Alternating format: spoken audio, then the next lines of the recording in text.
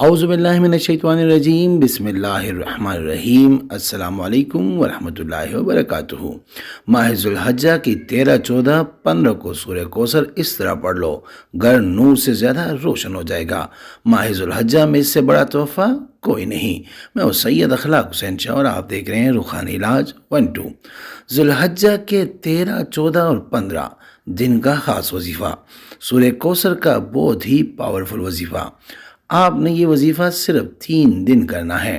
वजीफ़ा 3 दिन ये वजीफ़ा करना है। इंशाअल्लाह ये वजीफ़ा करने से आपकी हर जायज़ हाजत, आपकी बड़ी से बड़ी परेशानी ख़त्म हो जाएगी, घर नूर की रोशनी से भर जाएगा।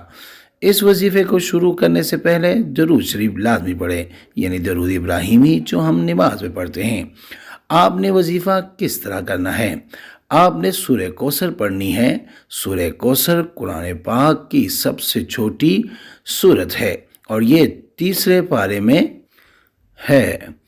वीडियो में बढ़ने से पहले अगर अभी तक आपने हमारे चैनल को सब्सक्राइब नहीं किया तो बराए मेहरबानी हमारे चैनल को सब्सक्राइब करें और बेल आइकन को क्लिक करें ताकि हमारी हर नई आने वाली वीडियो का नोटिफिकेशन बर वक्त मिल सके। आपने ये वजीफ़ा इतवार को करना है, यानी 13 ज़िलहज्जा से शुरू करना है और मंगल को ये वजीफ़ा ख़त्म करना है, यानी 15 ज़िलहज्जा को।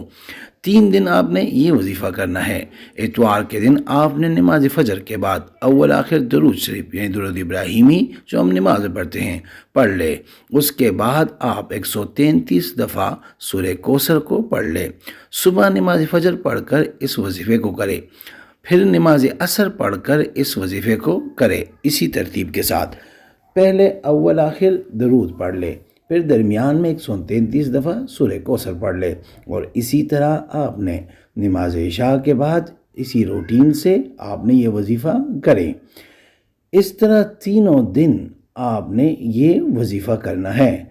आपकी कोई भी जायज़ हाजत होगी, अल्लाह के फजल से कोई भी जायज़ मकसद होगा, उसको जहन में रख के आप ये वजीफ़ा करें।